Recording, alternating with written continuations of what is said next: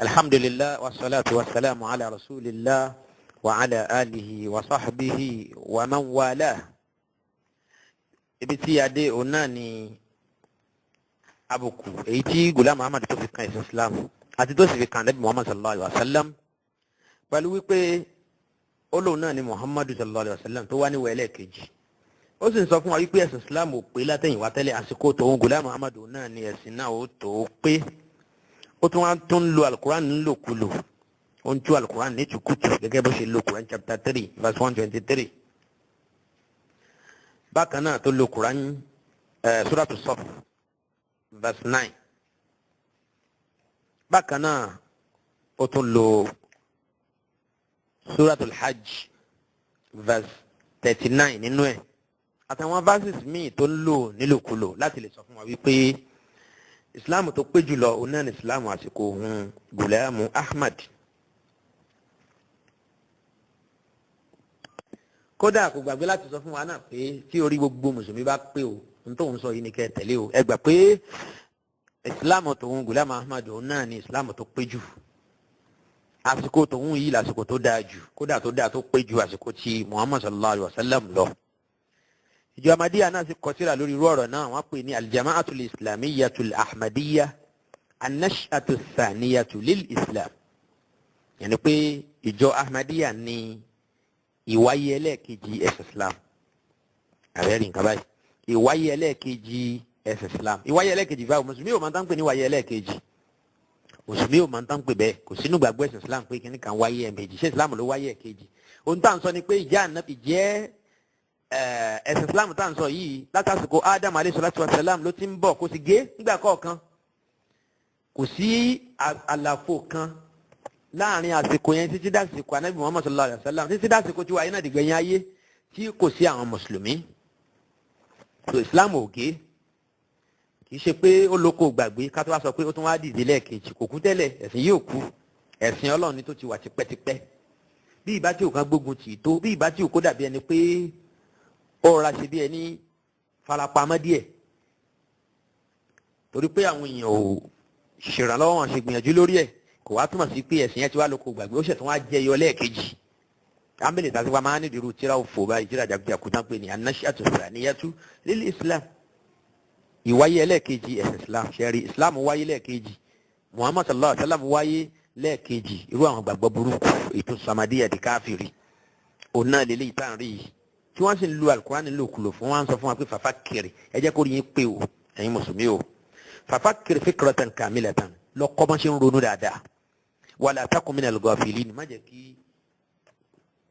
àìsàn tó dààmú àwọn táwọn máa ń rò tí wọ́n ń takò èmi Ghulam Ahmad má jẹ́ kí ó ràn wọ́n náà wọ́n ní má ṣe jọyìn àwọn òpònú èèyàn àwọn dìndìnrìn abẹ́ rí báyìí mo fi ní àìtètè mólè tó lè fẹ́ máa mólóko. ó ní wàyí nínú alábùsọ̀ ó tẹ̀síwájú nínú tírà al-khutbatul ilhamiyya page 73. ó ní wàyí nínú alábùsọ̀ laqad nasarakum ó ní gbólóhùn laqad nasarakum tá a sọ tó wà nù àyà yẹn qad ata huna ala wajhin akhar ó tún mú tuma míì wá lọ́dọ̀ tòun Ghulam Ahmad ẹ̀rí ọ̀tọ̀ níbi wọn ti tú alukurani lánàá òun á tún fún àwọn àyà tó já sí pé ìtumọ̀ rẹ̀ ò lè yàtọ̀ kì í ṣọ̀rọ̀ sáyẹ́nsì tábà sọ pé sáyẹ́nsì yẹn gbà táwọn sọ̀rọ̀ tí wọ́n ní àwọn machines àwọn technological advancement tí wọ́n lè fi mọ àwọn nǹkan tá níbi ìsọ̀ gbà yẹn lóhùn kọ́ àwọn àyà tó já sí wípé ó ní nǹkan ṣe pọ̀ pẹ̀lú ọ̀rọ̀ ìgbàgbọ́ tá a lè gbọ́ yé tó àwọn ẹni ìṣíwájú yẹn ni Ghulam Ahmad bá tún bẹ̀rẹ̀ sí ní tú àwọn àyà yẹn ló bá bẹ̀rẹ̀ sí ní kó ìkókúkò sí inú àwọn àyà náà. ó ní àyà yìí àyà laqad nasarakumullahu laqad nasarakum bibadrin yẹn ni pé èyí tó ń túmọ̀ sí wípé ọlọ́run ọba àlekíọ́lá ó ràn yín ṣe ní ogun Bádírì ìtumọ̀ ẹ̀ náà nìyẹn lásìkò Ànábì sallallahu alaihi wasallam ọ̀rọ̀ yẹn dẹ̀ clear nígbà tí ẹ kéré ló ń kà jọjọ ìyẹn ogun àkọ́kọ́ tí Ànábì sallallahu alaihi wasallam kọ́kọ́ wọ̀ pẹ̀lú àwọn kùfàr tọ́lọ́n sì gbé borí àwọn ọ̀tá ẹ̀ ọlọ́run fún ní àránṣe àtàwọn sàhábà ẹ̀. táwa ti káyà yẹn qira'atuha fahamuha bimujarradi an tanawalnaha bil qira'ati fahimnaha. téèyàn bá ti káyà yẹn yóò gbọ́ túmọ̀ yìí ṣùgbọ́n o àwọn abẹ̀sìnjẹ́ tí wọ́n fẹ́ sápamọ́ sábẹ́ ọ̀rọ̀ ọlọ́run ká máa wí ikú yìí kò jẹ́ kí ìtumọ̀ yẹn máa bẹ́ẹ̀ ó ní ẹ̀yin ò gbọ́ yé ni ìtumọ̀ làkọ́dínà sọ̀rọ̀ kún yẹn ó ní áá ní ìtumọ̀ míì tó tún mú wa ni pé bìmánà yansurukum ọlọ́run ó tún padà ràn yín ṣe ìyẹn ni pé bọ́lá ń ṣe ràn yín ṣe lógun bá dúró o yóò padà wá ràn yín ṣe lásìkò Ghulam Ahmad ṣọlọ́n ti wá ràn wá ṣe báyìí alhamdulilayi nasuru ọlọ́run ò kúrò lára àlùmọ́ anabi muhammad sallallahu alayhi wa sallam ṣùgbọ́n tó ń gbìyànjú àti sọ ni pé ó ní 300 years péré kọ́rùnù mẹ́ta lẹ́yìn anabi sallallahu alayhi wa sallam tá à ń pè ní kọ́rùnù àwọn salaf Ghulam sọ nínú àwọn tíra ẹ̀ ń bì kan máa padà máa sọbi tó wà fún wa wípé àsìkò yẹn jẹ́ àsìkò tí ó lóore àmọ́ láti gbà yẹn lẹ́yìn 100 ọdún kẹta kọ́rùnù kẹta yẹn títí di àsìkò òun Ghulam Ahmad àtìgbà tó lọ́n gbé òun dìde ó ní bí 1000 years tó wà ní àárín méjì yẹn á kò sí dáadáa kan tó jẹ yọ ń bẹ̀. ó ní àwọn mùsùlùmí ti di ìdàkudà nù ẹ̀ wọ́n ti ya ìyàkuyà ń bẹ̀ wọ́n àti ẹ̀ níbẹ̀rù ọlọ́run mọ́ rárá àfi bí ẹni pé àwọn àfáàgbà àwọn onímọ̀ àwọn atáyéṣe wọn àmọ́ wá nú àlùmọ̀ yìí abẹ́rẹ́ nǹkan bẹ́ẹ̀ yẹn. bẹ́ẹ̀ sì nínú gbàgbọ́ ọjọ́ Ahmadiyya náà ni pé àwọn mujadidun náà ń wá lọ́gọ́rùn-ún ọdún kọ̀ọ̀kan ó wà nínú gbàgbọ́ wọn wípé ọlọ́run gbé àwọn tí yóò máa jẹ́ àtúnlẹ̀ṣe ọlọ́run gbé wọn dìde. ó dà kí ló dé tí Ghulam tí wọ́n ń sọ níbòmíì wípé 1000 years lẹ́yìn ànábì sallallahu alayhi wa sallam àsìkò yẹn jẹ́ àsìkò kan tó yá sí pé aburú òun náà ló kúnnú ẹ̀ kò sí dáadáa kan bẹ́ẹ̀ àfìgbà tó lọ́wọ́ wá gbé òun dìde láti wá tún ayé ṣe lẹ́yìn ìgbà tí gbogbo nǹkan ti bàjẹ́ pátápátá aburú ò bá lè mú Muhammad sallallahu alayhi wa sallam débi wípé gbogbo àwọn yẹn tẹ̀ tí wá di kò fa fún àmọ́ lọ́wọ́ mọ́ wọ́n ń jẹ bí ewúrẹ́ wọ́n ń jẹ bí àgùntàn láì ṣe àwọn aráàlú Ghulam Ahmad gẹ́gẹ́ bó ṣe sọ́nù tíra ẹ̀ tíra alẹ́ sèpítà tó láwọn aráàlú wọ́n ń ṣẹ̀mí bí àwọn Ibrahim àwọn ẹran ọ̀sìn àwọn ẹran àwọn mùmú ó ní gbèsè ayé táwọn aráàlú ń ṣe nìyẹn anábì ò tiẹ̀ fáwọn ará Mẹ́kà wé mùmú bẹ́ẹ̀ ni generally ọlọ́run lè fi àwọn kèfèrí kó fi wọ́n wí ẹranko látara ìgbàgbọ́ ṣùgbọ́n kì í ṣe pé ká máa nílà àkàyè bí báwo kì í ṣe bẹ́ẹ̀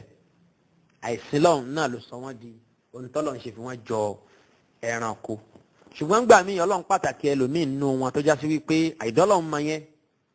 àbùkù ló ń jẹ́ lára wọn lóòótọ́ ṣùgbọ́n ìjẹ́ onílàákàyè sì ń bẹ lára wọn irú wọn òun náà ni wọ́n ń rí tí wọ́n ń tẹ̀lé ni wọ́n ń gbọ́ tí wọ́n ń gbà khiyarukum fil jahiliya khiyarukum fil islami idha faqihu gẹ́gẹ́ bá anabi sallallahu alaihi wasallam ṣe sọ. so afa Ghulam sọ pé ìtumọ̀ walaqad nasarakum tó wà nù àyà Kùránì yẹn ni pé yansurukum yẹn pé ọlọ́run tó ràn yín ṣe ní àsìkò ogun Badri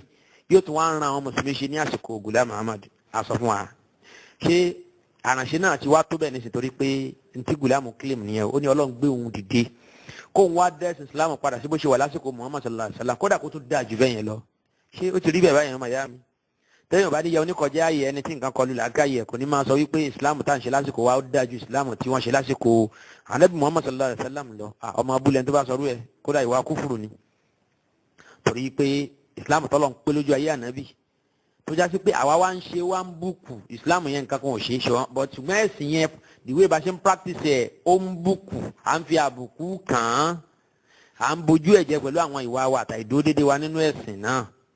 bó o ní Islam títí wa yẹn ṣe wá lè pé tó Islam àsìkò ànábì Muhammad sallallahu alayhi wa sallam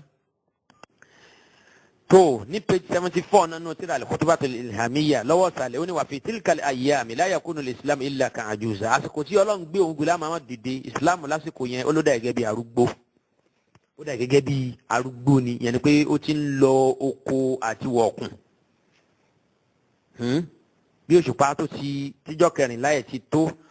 tún ti wá ń lọ wọ̀ọ̀kùn tó rà ń yọ díẹ̀díẹ̀ tó tún pẹ́ kó tó yọ òun náà ni ẹ̀sìn Islam ẹ̀ òbí Ghulam Ahmad ṣe ń yẹ ẹ̀sìn Islam lásìkò tó dé orun Islam wọ̀kùn gbà kọ̀ọ̀kan bẹ́ẹ̀ ni orun Islam wà yìí kò wọ̀kùn nígbà kọ̀ọ̀kan tó bá ṣe bí ẹni wọ̀kùn níbì kan ó tún lọ yọ ń bòmí ni kò tí ẹ̀ wọ̀kùn ẹnìkan náà àwọn orientalist wọ́n ń pè ní Sigrid Onka òun ni mo mọ̀ tó kọ̀wé kan tó pè ní Shamsul Islami testọ́hún alẹ́lẹ́gọ́rbi àbí Shamsul Arabi testọ́hún alẹ́lẹ́gọ́rbi yẹn ni pé òhun ìran Lárúbáwá Arab civilization ó ń tàn sí àwọn ará ilẹ̀ Europe látara wọ́n rí pé nítorí pé wọ́n rí wípé ẹ̀sìn Islam yìí ó kó ọ̀pọ̀lọpọ̀ dáadáa wá sílẹ̀ ayé àsìkò tí wọ́n ń kó àwọn ìwé yẹn tí wọ́n ń sọ̀rọ̀ yẹn Ghulam ò tí ì dé ńgbà yẹn bẹ́ẹ̀ ni kò tí ì dé kèfèrí gan yìí ẹ̀sìn Islam wípé ẹ̀sìn ni tí ó sì ń ṣe bẹ́ẹ̀ bẹ́ẹ̀ lòun wá sọ wípé 1000 years lẹ́yìn anabi sallallahu alayhi wa sallam tabayọ 300 years àkọ́kọ́ kúrò ń bẹ́ẹ̀ the next 1000 years ó ní àsìkò yẹn àsìkò kan ní tí ò lóore nù ṣẹ̀rí wípé aláburú ẹni bí òun náà ni Ghulam Ahmad yeye. ó tẹ̀síwájú nínú tírà al-khutbatul ilhamiyya page 76 nísàlẹ̀ pátápátá ó ní fahatani bisharatani lil mu'minina wa tabarruqani kadurratin fil kitabil mubin wa qad mada waqtu fathim mubin fi zamani nabiyina al-mustafa ó ní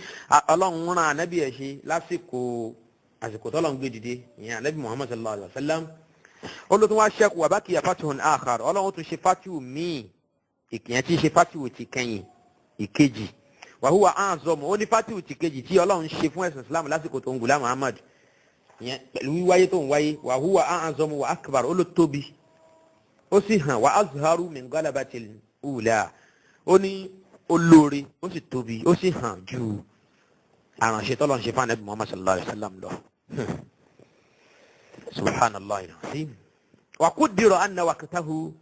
waqtul masih min Allah ar-ra'uf al-wadud wa arhamu ar-rahimin min Allah ar-ra'uf al-wadud wa arhamu ar-rahimin ó ní àsìkò tòun yẹn àránṣẹ́ tí ó bẹ́ẹ̀ sìn Islam ó pọ̀ ju ètò bẹ́ẹ̀ sìn Islam ní àsìkò ànábì Muhammad sallallahu alaihi wasallam láti sọ fún wa wípé téèyàn bá ní àrùn ọpọlọ tí n tán pè lójú tí díẹ̀ sí ń bẹ lọ́dọ̀ ẹ̀ mùsùlùmí kì í sọ̀rọ̀ ọ̀rọ̀ báyìí bí ìbá tí wù kí adídáwọn àṣẹ lásìkò tá a wà yìí tó ká ní báwa ṣe ń sọ̀rọ̀ báyìí ẹsẹ̀kẹsẹ̀ èèyàn ó máa sọ̀rọ̀ wọ́n dẹ̀ ti ń wò lórí net directly bó ṣe ń sọ yẹn àwọn èèyàn ti ń wò lórí Facebook ó ń sọ directly wọ́n dẹ̀ ti ń rí táwa bá sọ̀rọ̀ tán nísìnyí láàrin ìṣẹ́jú kan ìṣẹ́jú méjì ó lè dé lóyìnbó wọ́n lè sáré máa gbọ́ lamẹ́ríkà káàkiri kí àwọn á sọ pé tòun ti gbogbo àwọn mínísítà níwọ̀n yìí tí ò sí lásìkò ànábì sallallahu alaihi wasallam kó wá ní àfi ṣẹ̀sìn dájú tànábì lọ káwá ní àti ṣe gbìyànjú ju tàwọn sọ̀hábà lọ ṣẹ́rí wípé ìbẹ̀rẹ̀ kúfúrú òun náà ní irú ọ̀rọ̀ yẹn ànábì ní la tasubbu ashabi ẹ má bú àwọn sàábì mi ẹ má pọ̀ ẹ ṣe jù wọ́n lọ abẹ́rẹ́ nǹkan kò ní fawalladhi nafsi biyadihi law anfaqa ahadukum milha uhudin dhahaba ma balagha ahadukum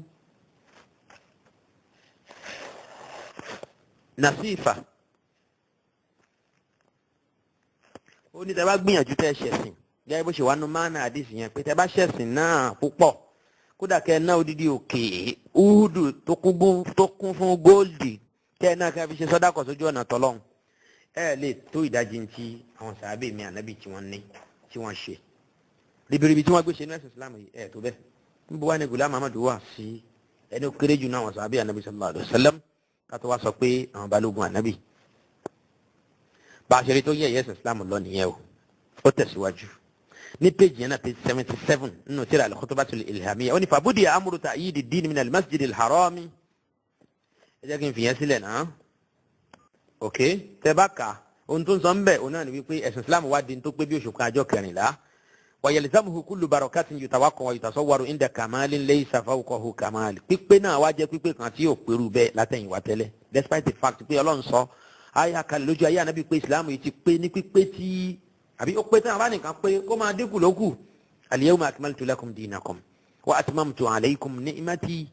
wa raditu lakumul islam dina bí ọ̀rọ̀ Ọlọ́run ṣe lọ nìyẹn ṣùgbọ́n Ghulam Ahmad ó pawó dà ó yí ọ̀rọ̀ náà padà ó sọ Islam di ẹ̀sìn ẹbọ ẹ̀sìn awo ó bẹ̀rẹ̀ sí ní wíwìkúwì wípé Islam tó ju ayé ànábì kò pé bó ṣe ó pé ó ṣe wàá pé ní àsìkò ohun al-Masihul Maw'ud yẹn Ghulam Ahmad ọ̀rọ̀ kan náà ló tún sọ ní page 78 ó ní fa inna al-islam budi'a kal-hilal min al-masjid al-haram ẹ̀sìn Islam bẹ̀rẹ̀ gẹ́gẹ́ bí ìlétésù yẹn crescent ní láti mọ́ṣáláṣí ànábì àbí láti mọ́ṣáláṣí àbẹ̀wọ̀ ètò ń bẹ ní ìlú Mẹ́kà summa sara qamaran tamman inda bulughihi ila al-masjid al-aqsa ẹ̀sìn Islam wá di tó pé ó di òṣùpá ọjọ́ kẹrìnlá èyí tó pé tó mọ́lẹ̀ gbòò nígbà tó dé mọ́ṣáláṣí tó ń Ghulam Ahmad èyí tó pè ní al-masjid al-aqsa ṣètò rí mi bẹ́yẹn iṣu mi tó níyẹn mọ́ ń padà bọ̀ wá bẹ́ẹ̀ ó rí i pé gbàtà jẹ́ sọ pé ó ní Ọlọ́run dárúkọ al-Qadian nínú Kùránì ànábì náà dárúkọ Qadian láì mọ iye gbà nínú àdéhìí ìyẹn ìlú òhun Ghulam Ahmad kò ní ṣòro fún láti sáré gbé mọ́ṣáláṣí Al-Aqsa Al-Masjid Al-Aqsa tó wà ní Jerusalem láti sáré gbé lọ sí ìlú Qadian ní abúlé rẹ̀ lọ́hùn yẹn tó sọ fún wa nìyẹn. ó ní Islam bẹ̀rẹ̀ ní Al-Masjid Al-Haram ṣùgbọ́n kò pé síbẹ̀ ìgbà tó padà wá dé mọ́ṣáláṣí tó ń Ghulam Ahmad ní ìlú Qadian ló padà wá pé wá di òṣùpá ọjọ́ 14. ولذلك ظهر المسيح في عدة البدر إشارة إلى هذا المقام. ó ní torí náà ńkọ́ ní ohun Ghulam Ahmad ṣe wáyé ní ọgọ́rùn ọdún kẹtàlá sí kẹrìnlá nígbẹ̀yìn ní ẹ̀yìn gbàtà Ànábì sallallahu alaihi wasallam tó ti kúrò láyé eléyìí tó ń túmọ̀ sí pé òun ti di Bádírù àsìkò òun sì ní Islam ó di Bádírù yẹn òṣùpá ọjọ́ 14. tá bá tẹ̀síwájú ní page 79 inú tírà yìí bákan náà a rí pé tó ń sọ náà nìyẹn pé òun Ghulam Ahmad gan ni mazharul haqiqatil muhammadiyya òun gangan ni pàápàá nǹkan pè ní Muhammad sallallahu alaihi wasallam ẹni bá fẹ́ rí àkíkọ́ Muhammadu Ghulam Ahmad ní kó wò gẹ́gẹ́ báwọn ọmọ ẹ̀yìn náà ṣe ń sọ bẹ́ẹ̀. wa nazilun fil hulalil jalaliyya òun sì sọ̀kalẹ̀ pẹ̀lú gbogbo ọ̀ràn agbára. falidhalika torí náà nǹkan ó da zuhuruhu inda Allahi zuhura nabiyil Mustafa ni wọ́n ṣe ka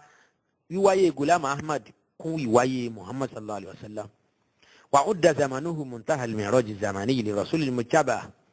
wọ́n sì ka àsìkò tí Ghulam Ahmad dìde wọ́n kà kún àsìkò dídókè pin anabi Muhammad sallallahu alaihi wasallam wa muntaha tajalli ruhaniyat sayyidina khairil wara ó sì ń jẹ́ àsìkò tí spirituality Muhammad sallallahu alaihi wasallam tó pé torí pé kò pé tẹ́lẹ̀ lọ́dọ̀ ìjọ Ahmadiyya wa kana hadha wa'dan mu'akkadan min rabbil alamin ó ní àdéhùn Ọlọ́run nìyẹn o Ọlọ́run ti ṣàdéhùn tẹ́lẹ̀ wípé ní ìgbẹ̀yìn Islam máa wá pé ju bó ti pé lásìkò Muhammad sallallahu alaihi wasallam lọ wàlẹ̀ yasubillah yẹn ni pé àsìkò tí òun Ghulam Ahmad ló dìde gẹ́gẹ́ bí mẹsáyà gẹ́gẹ́ bí anabi Ọlọ́run ìkẹyìn ẹ̀sìn Islam ó pé ní àsìkò náà ju bó ti ṣe pé ní àsìkò Muhammad sallallahu alaihi wasallam lọ yóò sì rí àrànṣe ju bí ó ṣe rí àrànṣe ní àsìkò Muhammad sallallahu alaihi wasallam lọ. ó tẹ̀síwájú ó ní walamma kana al-masihu al-maw'udu li wujudi nabiyyina kal-mir'at wa mutammima amrihi bi isha'ati al-barakat wa izhari al-islam ala al-adyan kulliha bil ayat shakara an-nabiy sallallahu alaihi wasallam sa'yahu ka shukri al-aba'i lil abna'i ó ní torí náà ńkọ́ ń ló fà gbà tó jẹ́ pé àwòrán Muhammad lòun òun sì gbìyànjú lẹ̀sìn ṣe pé ní àsìkò tòun ju bó ṣe pé lásìkò Muhammad lọ kódà torí ẹni Muhammad ṣe dúpẹ́ fún Ghulam Ahmad náà o gẹ́gẹ́ bí àwọn bàbá ṣe máa dúpẹ́ fún àwọn ọmọ wọn àti ẹ̀dúpẹ́ pé kò pé rẹ̀ ní bàbá fún Muhammad sallallahu alaihi wasallam. wa awsa li yuqra salamuhu alayhi isharatan ila salamati wal ilah ó sì sọ fáwọn èèyàn pé tẹ́ bá ti rí Ghulam Ahmad ẹ máa bá mi sálámà sí o ẹ máa bá mi kí o ẹlẹ́mi Muhammad ní kí ẹ máa bá mi kí o léyìí tó fi ń tọ́ka sí wípé òun Ghulam Ahmad òun ó là kúrò níbi gbogbo ètí ọ̀tá bẹ́ẹ̀ sì ni òun ó ga ju gbogbo àwọn èèyàn tó ń bẹ láyé lọ. níparí lábala yìí ní page 79 yẹn lọ́wọ́ ọ̀sàlẹ̀ ó wá ń sọ fún wa wípé akana hadha al-amru ghayra mumkinin illa biwasitati ba'di afradi al-umma oníṣẹ́ ọ̀rọ̀ tá à ń sọ yìí ṣé ẹ rò pé kò ṣeé ṣe ni àyàfi nípasẹ̀ àwọn èèyàn tí wọ́n bá jẹ́ ọmọ lẹ́yìn Ànábì Muhammad sallallahu alaihi wasallam ó ní pàpà kiri wọ́n ní làákà ìlọrọ̀ nù in kunta ma masaka ta'ifun min al-jinna tó bá yẹ pé o bá ti yà wèrè afa Ghulam ewu lè pe ewu lè bú ó ní kí ẹ̀yin mùsùlùmí wọ̀nyí ẹ̀yin alátakò ó ní ẹ lọ ronú in kunta ma masaka ta'ifun min al-jinna tí o bá já sí pé wèrè bá kọlu làákà yẹ o ó yẹ kó o lè gbọ́n tí òun Ghulam Ahmad ń sọ yìí yé ẹ̀rí ànábì love for all ṣé bá ṣe báyẹn sọ̀rọ̀ nìyẹn. ìjọ Ahmadiyya máa sọ ń gbà mí wípé kí wọ́n respect àwọn wọn a máa pèpè sí di peaceful dialogue wípé ká má búra wa o ká má tàbùkù ara wa ká bára wa sọ̀rọ̀ nísọ tí yóò túmọ̀ sí pàǹpara wa lé ẹ dákun báwo la ó ṣe pa àwọn èèyàn yìí lé tí wọ́n kùn láti yẹ̀yẹ́ ànábì Muhammad sallallahu alaihi wasallam àtàwọn sàhábà ẹ̀ tí wọ́n sì kùn láti yẹpẹrẹ Islam pẹ̀lú pé wọ́n fẹ̀sùn kan ẹ̀sìn náà pé bí ilé tẹ́ṣù òun náà lànà bí fi sílẹ̀ lọ yẹn ni pé Islam wà ní crescent òṣùpá tó ṣẹ̀ṣẹ̀ yọ tẹ́rẹ̀ yẹn bá ànábì ṣe fi ilẹ̀ lọ nìyẹn kò wá pé àfàsìkò Ghulam Ahmad náà bó láti ṣàpọ́nlé àwọn èèyàn wọ̀nyí láti sọ àgbà mi tá a bá ń sọ̀rọ̀ ńgbà mi tí ìbínú bá gbé wa tá a wá sọ ọ̀rọ̀ tó le jáde lẹ́nu bó tilẹ̀ jẹ́ dájú pé àwa ń gbìyànjú láti ṣọ́ ẹnu wa àwọn òòjọ́ wọn àwọn ní ṣe èpè kọ̀ǹgbẹ̀kọ̀ǹgbẹ̀ àwọn èpè 1000 èpè 1 million Ghulam Ahmad ní ṣẹ́rú ẹ̀ kẹ́ mo ṣe ṣàlàyé nínú kíṣẹ́ ti Ghulam Ahmad anabi elépè Ghulam Ahmad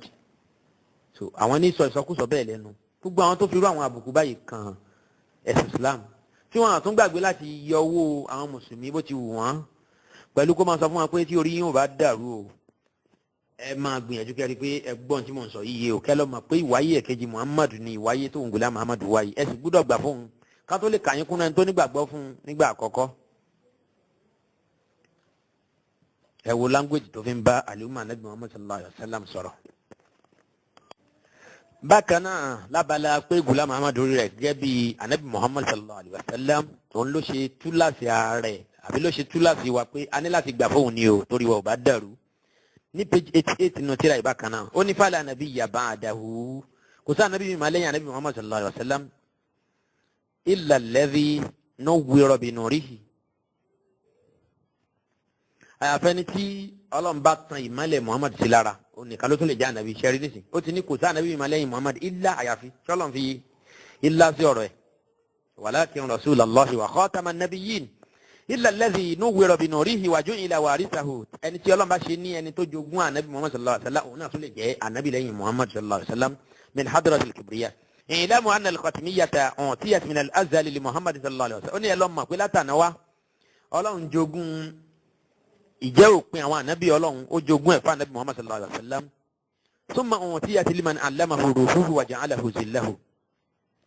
ó ní lẹ́yìn ìgbà náà ni Ọlọ́run tún wá jogún finality yẹn ni pé ìjẹ́ ànábì ìjẹ́ òpin fún àwọn ànábì Ọlọ́run yẹn lẹ́yìn ìgbà tó Ọlọ́run jogún ẹ̀ fún Muhammad sallallahu alaihi wasallam tó ń jẹ́ ànábì ìkẹyìn ó tún wá tún jogún ẹ̀ fún Ghulam Ahmad náà ìkẹyìn wá di mélòó báyìí summa u'tiyat yani tilka al-khatmiyya liman 'allamahu ruhuhu wa ja'alahu zillahu fatabaraka man 'allama wa ta'allama. mo lérò pé èyí tí mo kà ń bí náà nísìnyí ó tún yé wa. Ghulam Ahmad khatamun nabiyyin ni anabi wa Muhammad náà khatamu annabiyyin ni khatamun nabiyyin ó di mélòó báyìí tírà al-khutbatul ilhamiyya page 88 nínú àwọn ọ̀rọ̀ náà kí n ka díẹ̀ fún wa lédè òyìnbó ń bẹ èyí tí mo kà nínú tírà al-khutbatul ilhamiyya page 72 ó ní but the fact is that the spirituality of holy prophet peace be upon him in the form of Mirza Ghulam in this end of the 6th millennium, that is, in these days, is much more stronger and perfect and forceful as compared to those years, like a full moon. You know what that is onani and you pay Ghulam Ahmad yeye Islam lásìkò títí ẹ̀ gẹ́gẹ́ bí tí ó lágbára gẹ́gẹ́ bí tí ó pé ju tàsìkò tànàbí wa Muhammad sallallahu alaihi wasallam lọ. Bákan náà ní page 73 àti page 78 àtàwọn àyè ibòmíì náà tàti kà ó ní the Islam ti tànàbí Muhammad sallallahu alaihi wasallam started like a new moon and it was destined to become like a full moon during the time of Masih Maud. Bákan náà ó sọ ó ní and it is obvious that the Fatul Mubin distinct victory, which means distinct victory, came during the time of our prophet, and another victory remained, which is much greater and more obvious, and it was destined that its time will be the period of promised Messiah. Bákan náà nínú àwọn ọ̀rọ̀ èyí tó já sábùkù fún Ànábì wa Muhammad sallallahu alaihi wasallam èyí tí Ghulam Ahmad sọ tí a ti sọ síwájú òun lọ̀rọ̀ tó wà nínú tírà Nuzulul Masih page 290 èyí tó kọ lórí ń bẹ̀ pé lahu khasafa al-qamaru al-muniru wa inna li ghasa al-qamarani al-mushriqani àtúnkìrù níbi tó ti sọ wípé Ànábì sallallahu alaihi wasallam lásìkò rẹ̀ eclipse of the moon nìkan ló ṣẹlẹ̀ ṣùgbọ́n gbà tó tó àsìkò tó ń Ghulam Ahmad ó ní eclipse of the moon àti eclipse of the sun méjèèjì ó náà ló ṣẹlẹ̀ lásìkò tí tòun yẹn ni pé Ọlọ́run fi eclipse of the moon ṣe ìkan náà ọmọ òjíṣà fún Ànábì sallallahu alaihi wasallam ṣùgbọ́n lásìkò tí tòun Ọlọ́run fi ń ṣe àmì kí ayé lè bá àgbà wọn gbọ́ kí wọ́n lè máa wí pé òjíṣẹ́ Ọlọ́run lòun ṣe kí ló tó gbé méjèèjì sẹ́gbẹ̀ẹ́ ara wọn bẹ́ẹ̀ ó ń sọ̀rọ̀ Ànábì ó tún sọ tiẹ̀ náà lẹ́gbẹ̀ẹ́ kejì wa kana kalamu mu'jizun ayatan lahu kí n tí mo sọ yẹn kó lè bá clear sí wa dáadáa ó wá ní ṣẹ̀ríà Ànábì ní tírà náà Ọlọ́run fi ṣe àyà fún àmì àti mu'jiza fún ó ní kadhalika li qawlu bí Muhammad ṣe ní Kùránì èyí tó ń jẹ́ ìwé tí ó ń jẹ́ mu'jiza fún ó ní Ọlọ́run fún òun náà ní tírà Ọlọ́run fún òun náà ní àwọn ọ̀rọ̀ kan ìyẹn àwọn wáàyí tó ń gbà alal kulli yabharu ètò borí gbogbo àwọn ọ̀rọ̀ alal kulli yabharu tó borí gbogbo ọ̀rọ̀ àgbékalẹ̀ yẹn gẹ́gẹ́ bí mo ṣe sọ kò sí èméjì bíi pé ó kó alukurani náà sínú yẹn ni pé wáàyí tiẹ̀ tó gbà ó borí gbogbo ọ̀rọ̀ ó sì borí alukurani náà torí wípé tó bá jásí pé ó mí nǹkan mi tó yàtọ̀ fẹ́lẹ̀ bí Ahmadiyya ó ṣe máa claim kí ló dé tó jásí pé ẹni tó lóyún Ọlọ́run kọ́ ní gbogbo èdè ẹni tó lóhun lòun máa lárúbáwá sọ jù kí ló tí ò mọ ọ̀rọ̀ ẹ̀ gbé kalẹ̀ àfirú mẹ́tọ̀dì yìí kí ló tí ò rí ọ̀rọ̀ yẹn sọ àfi báyìí ó túmọ̀ sí pé akótọ́ba nu èèyàn kan ni aláìláròjinlẹ̀ aláìlọ́pọlọ kan òun náà ní í ṣe bí tí í ṣe lọ́pọ̀lọpọ̀ gbà nìyẹn yóò fẹnu yí ẹran sọ́bẹ̀ yóò ní ọ̀rọ̀ tóun sọ yìí gbogbo àwọn ànábì Ọlọ́run náà ti sọ báyìí gbogbo àwọn alágbájá àwọn onítẹ̀fsírì gbogbo wọn ló sọ báyìí tẹ bá sì wà lọ́wọ́ àbọ̀ bóyá alẹ́ òrì ẹyọ kan àbí méjì tó sọ ní tí ó ń sọ yẹn ó túmọ̀ sí pé èèyàn kan tí ò ní tí ò gbádùn ni òun náà lè ní tí à ń sọ yìí kó wá lóun ní ọ̀rọ̀ kan tó borí gbogbo ọ̀rọ̀ ìsọkúsọ òun náà ni ọ̀rọ̀ yẹn. ó sì ń túmọ̀ sí wípé ó mẹ́nu àbùkù kan ànábì wa Muhammad sallallahu alayhi wa sallam. bákan náà eclipse of the sun àti moon tó ní méjèèjì ṣẹlẹ̀ fóun lásìkò tóun yìí tó ń tọ́ka sí pé òun ni al-Imamul Mahdi tá ànábì sọ pé ń bọ̀ nígbẹ̀yìn ayé orí yẹn dì mú wípé náà àpẹẹrẹ nìyẹn tí ó mú yín mà pé òun ni Mahdi gbogbo ohun tí ó rí láìlé lórí tó fi pè rẹ̀ ní Mahdi gbogbo ẹ̀ òféègì lásán ni òtún bá ń tẹ́ òun náà ní gbogbo ẹ̀. hadith tó ń gbára lé hadith inna li mahdina ayatayni lam takuna li ahadin munzu khalaqa as-samawati wal arda munzu khuliqa as-samawati wal ardu. hadith náà kò lẹ́sẹ̀ lọ́dọ̀ àwọn afọ́ onímọ̀ hadith ṣùgbọ́n gbà tí wọ́n pe hadith náà ní dọ̀yìn fún afá Ghulam ó ní àá ohun tó ń ṣe àwọn tó pe hadith yẹn ní dọ̀yìn fún ni pé wọ́n gọ̀ ni ó ní wọ́n gọ̀ gẹ́gẹ́ bó ṣe wà nù tíra Aqibatu Atam page 232 ó lóun ò gbàdájọ́ àwọn afá aládìsí torí pé ó tẹ̀wọ̀n lọ́rùn òun nídìí àdìsí yẹn òun dẹ̀rẹ̀ pé ó ṣẹlẹ̀ lóòótọ́ bẹ́ẹ̀ sì ni irọ́ ló ń pa tábà dé abala yẹn a ó máa sọ̀rọ̀ yẹn lẹ́kùnrẹ́rẹ́ ó ní àwọn afá aládìsí tó sọ pé àdìsí yẹn ó wà dọ̀yìn ó ní wọ́n gọ̀ síra wọn ni ẹ̀rí ẹni oníbàbá ẹnìkan ò gbọ́n kí dẹ̀ fẹ́ kí wọ́n sọ nípa bàbá ńlá ti tiẹ̀ náà báyìí. sọ látara pé ohun tá a mọ̀ sí Ghulam pé rẹ̀ náà ni pé ó rí rẹ̀ gẹ́gẹ́ bí Muhammad sallallahu alayhi wa sallam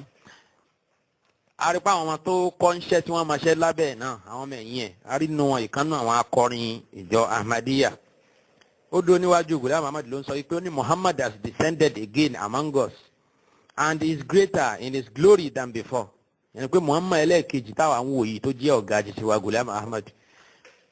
Muhammad eléyìí tóbi ju Muhammad èyí tí ó ṣẹ̀mí pẹ̀lú àwọn Abubakar àti Umar lọ ó ló tóbi ju ti tẹ́lẹ̀ lọ. Only he who wants to see Muhammad in perfection ẹni bá fẹ́ rí ànábì pẹ̀lú gbogbo pípé ẹ̀ should look at Ghulam Ahmad in Qadian. Ghulam Ahmad náà ni kí ẹni náà kí ó lọ rí tó bá ti rí Ghulam Ahmad yóò ti mọ̀ pé òun ti rí Muhammad nìyẹn. So ọ̀rọ̀ yìí náà ìjọ Ahmadiyya ò takò wípé ẹni tó sọ ò sọ bẹ́ẹ̀ wọ́n sọ bẹ́ẹ̀ mọ̀nà gẹ́gẹ́ bí ìṣe wọn lọ́pọ̀lọpọ̀ ọgbà gẹ́gẹ́ bí ìṣe wọn ní tí wọ́n fẹ́ fàyọ ni pé wọ́n á ní àwọn ọ̀rọ̀ yìí ò túmọ̀ sí pé Ghulam Ahmad tóbi ju anabi wa Muhammad sallallahu alayhi wa sallam lọ wọ́n ti fara wọn sínú wàhálà tó pọ̀ wọ́n ní kò túmọ̀ bẹ́ẹ̀ wọ́n wá fún yín láwọn tẹ́kìtì míì nínú àwọn ìwé wọn kódà lẹ́nu ẹni tó ní ọ̀rọ̀ yìí gan tán pè ní Akmal Qadiani wọ́n á fún yín nínú àwọn ọ̀rọ̀ ibi tó ti ń sọ yìí pé anabi sallallahu alayhi wa sallam ló tóbi ní títóbi tí ẹnìkan ò tún lè tóbi tó bẹ́ẹ̀ mọ́ agbọ́pọ̀ ẹ̀ sọ bẹ́ẹ̀ ṣùgbọ́n nípasẹ̀ wípé ẹ fẹ́ yin ẹni tó jẹ́ aṣíwájú yín láyìn ìbòòrò ẹ tún padà wá gbé tóbi ju anabi Muhammad sallallahu alayhi wa sallam lọ a ò wá nígbà kẹ kóòtù ọ̀rọ̀ yìí tẹ́ ẹ fi sọ pé Muhammad ló tóbi jù kí ẹ wá fi eléyìí sílẹ̀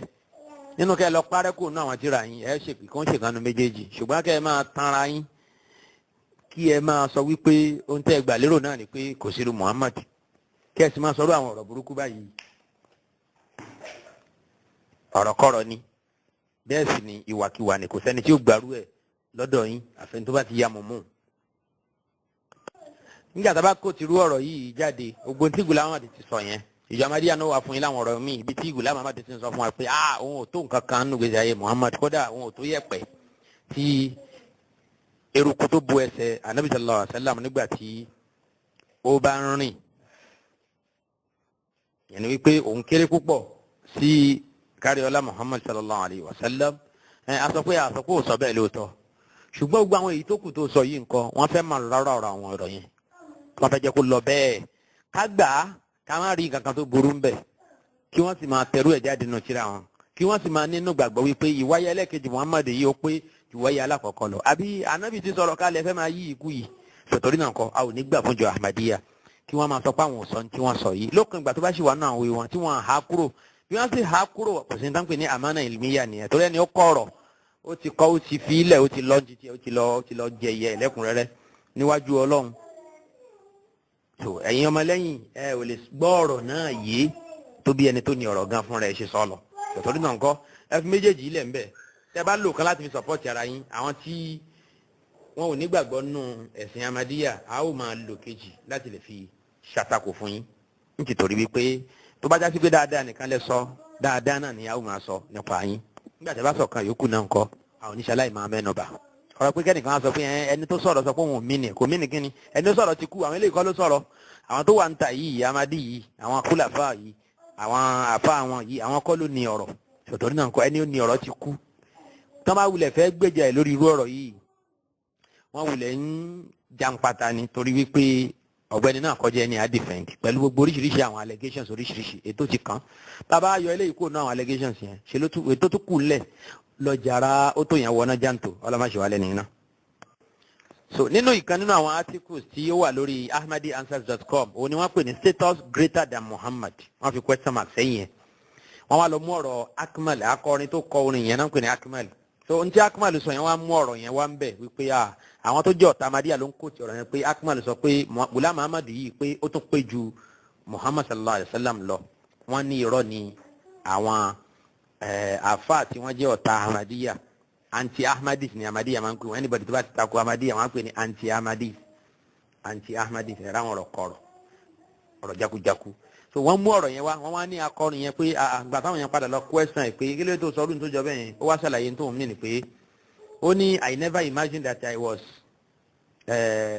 creator wọ́n wá mú ọ̀rọ̀ Ghulam Ahmad gan fún rẹ̀ wá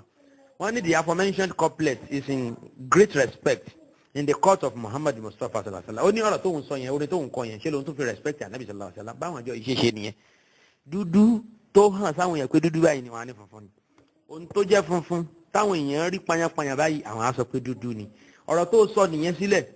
ìgbà tóun náà ti kọ irọ́ lọ́dọ̀ Ghulam Ahmad tó jẹ́ ànábì ẹ̀ tó ti máa pa ó yí ọ̀rọ̀ yẹn padà lẹ́sẹ̀kẹsẹ̀ pé òun mìíní kódà ọ̀rọ̀ tóun sọ yẹn gan òun fi respect Muhammad sallallahu alayhi wa sallam ni ẹ̀wọ̀n tó ta ló sọ lẹ́ẹ̀kan ó ní Muhammad has descended again amongst us and is greater in his glory than before he who want to see Muhammad in perfection should look at Ghulam Ahmad in Qadian ìjọ Ahmadiyya sọ pé kò sọ bẹ́ẹ̀ ṣùgbọ́n nǹkan ní Akmal sọ wọ́n ní ó ní the aforementioned couplet is in great respect in the court of Muhammad Mustafa sallallahu alaihi wasallam the chosen one God who knows the hidden secret hidden within the heart is witness that even my subconscious never considered any personality to be in any way comparable to the seal of the Prophet sallallahu alaihi wasallam. Allah the Almighty knows better that by writing this couplet and it is greater in status than before. Ó ní pẹ̀lú ọ̀rọ̀ tó ń sọ ní orin yẹn pé ànábì ẹlẹ́ẹ̀kejì tó wáyé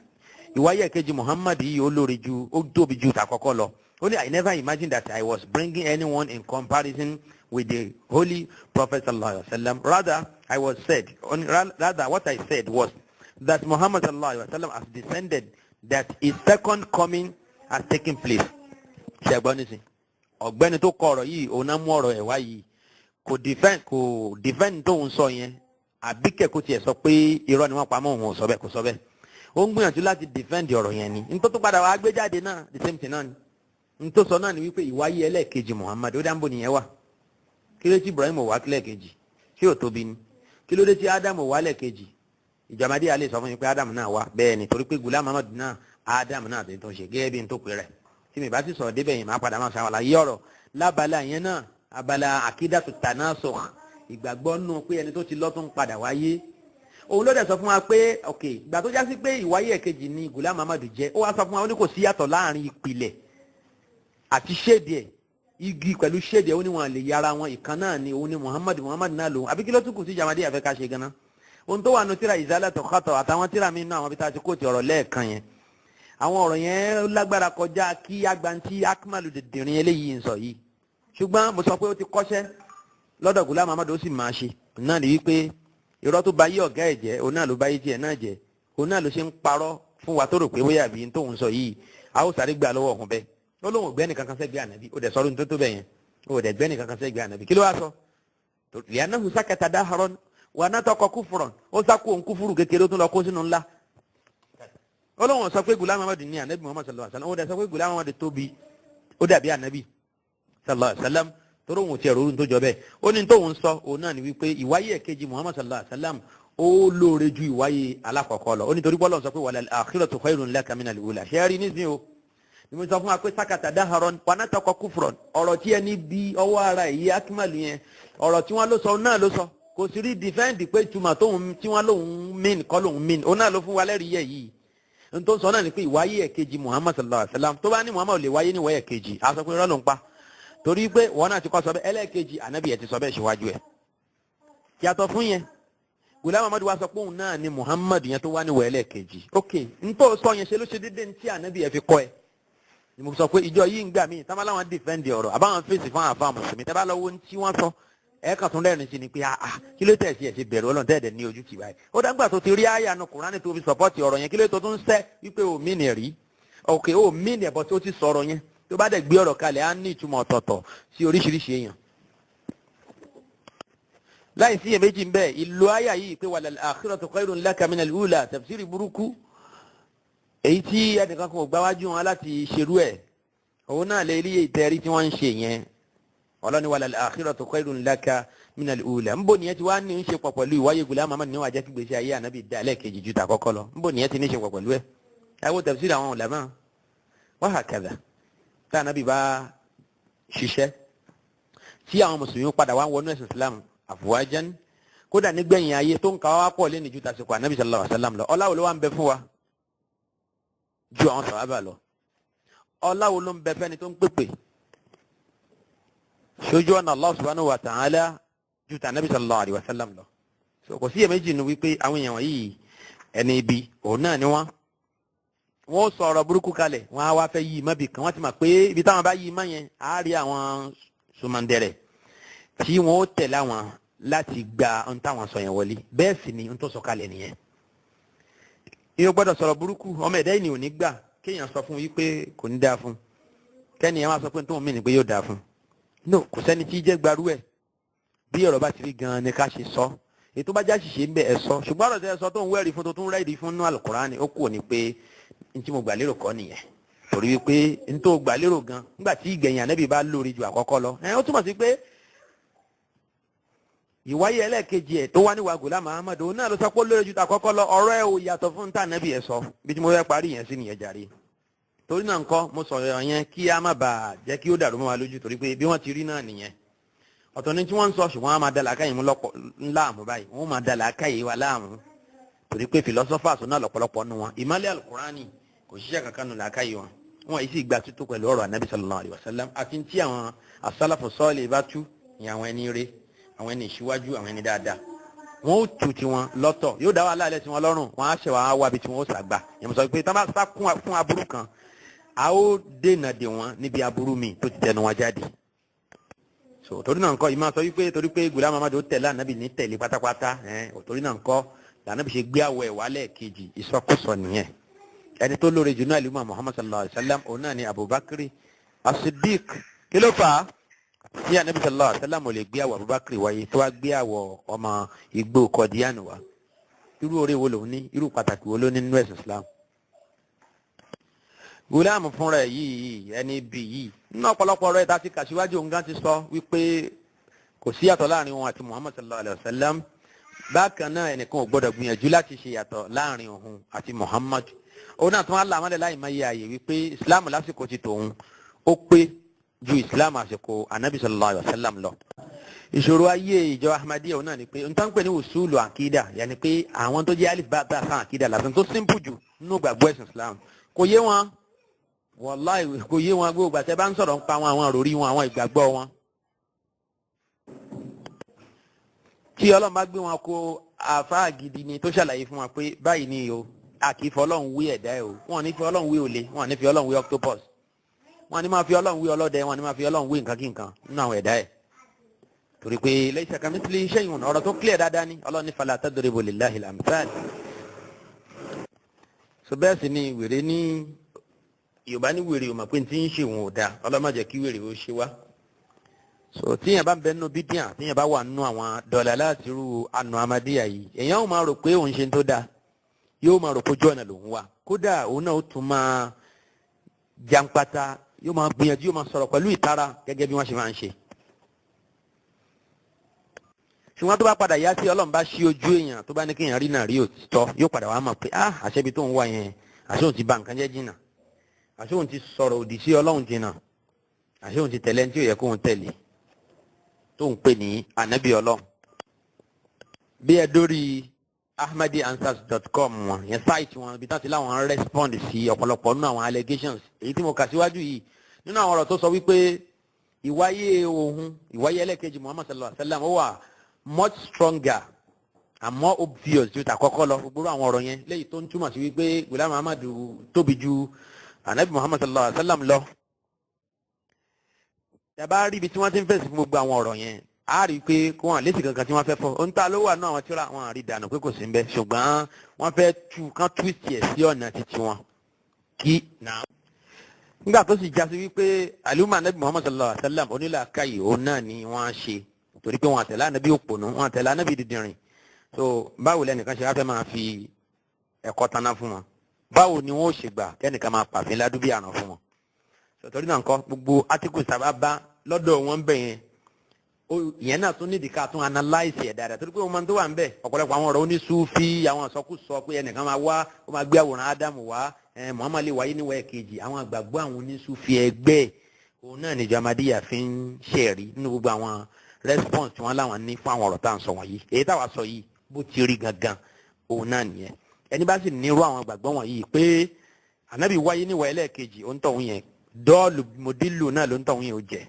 kún kúfùrù tó ti ń bẹ lára ẹ̀ tẹ́lẹ̀ káfíìrù náà la máa fi onítọ̀hún yẹn bó tilẹ̀ wù kí ó kọkọ̀ sídà yín ànábì tó bó tilẹ̀ wù kí gbogbo tí yóò bá rí kó kọ nípa ànábì Muhammad sallallahu alaihi wa sallam kó lóun fi yìn wọn ò ní gbà lọ́wọ́ ẹ̀ torí wípé wọ́n ti fi sókè kínní bàdìjẹ́ torí náà kọ́ mùsùlùmí ẹ má gbọ́ bí mo ṣe ń sọ fún yín lásọ̀tún sọ nítorí wípé mo mọ̀ pé ńgbà tẹ́ bá sọ̀rọ̀ débi irú àwọn nǹkan tó jọba yìí wọ́n á fún yín láwọn tẹ́kìtì míì nínú ìwé wọn tá ti yin ànábì sallallahu alaihi wasallam àsọ wípé ẹni bú ni ó lè yin ni ẹni yin ni sì lè bú ni. ìjọ mùsùlùmí wo lẹ́rìí tó ṣe rú ẹ̀ náà mùsùlùmí gidi mi sọ onísúfì o onísúfì àwọn náà lè wí wòrowòro yẹn lẹ́nu kọ́dọ̀ onísúfì kò sí tí ò lè sọ ó lè lóhun ti di Ọlọ́run Ọlọ́run ti di òun gan gbogbo orílẹ̀-èdè yẹn wà lọ́dọ̀ títí wọn náà ṣùgbọ́n tá lẹni náà ti sọ bẹ́ẹ̀ náà àfa mùsùlùmí ẹ̀ka tíra Nawawi ẹ̀bárú ẹ̀ Ibn Taymiyyah ẹ̀bárú ẹ̀ Ibn Hajar al-Haytami ẹ̀bárú ẹ̀ Al-Imam Daraqutni ṣe ẹ̀bárú ẹ̀ nú àwọn ọ̀rọ̀ wọn gbé àwọn ọ̀rọ̀ burúkú bẹ́ẹ̀ yẹn ọ̀rọ̀ ànábì wálẹ̀ kejì ìwá ẹ̀kejì yóò péjú tà kọ́kọ́ lọ gbogbo àwọn wòrowòro yẹn tanari tó sọrú ẹ̀ rí tabarẹ́ tó sọrú ẹ̀ tóun náà wá yin ànábì lẹ́gbẹ̀ẹ́ kan tó tún wá sọrú àwọn ọ̀rọ̀ bẹ́ẹ̀ yẹn á ní á yẹ ká tẹ fún yín ní consideration ṣùgbọ́n wọn lè rẹ́ nìkan kan kóòtù fún yín o àyàfà àwọn ẹni àná ẹlẹgbẹ́ wọn nú àwọn gòlátù sòfíà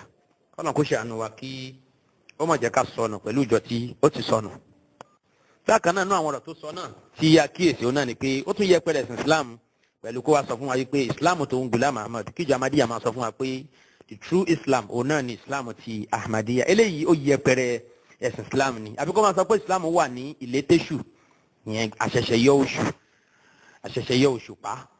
lásìkò anabi sallallahu alayhi wa sallam gbà tó wá di àsìkò tóun ó ti wá di òṣùpá tó kágbá èyí tó ti pé a rí wípé eléyìí náà ó tàbùkù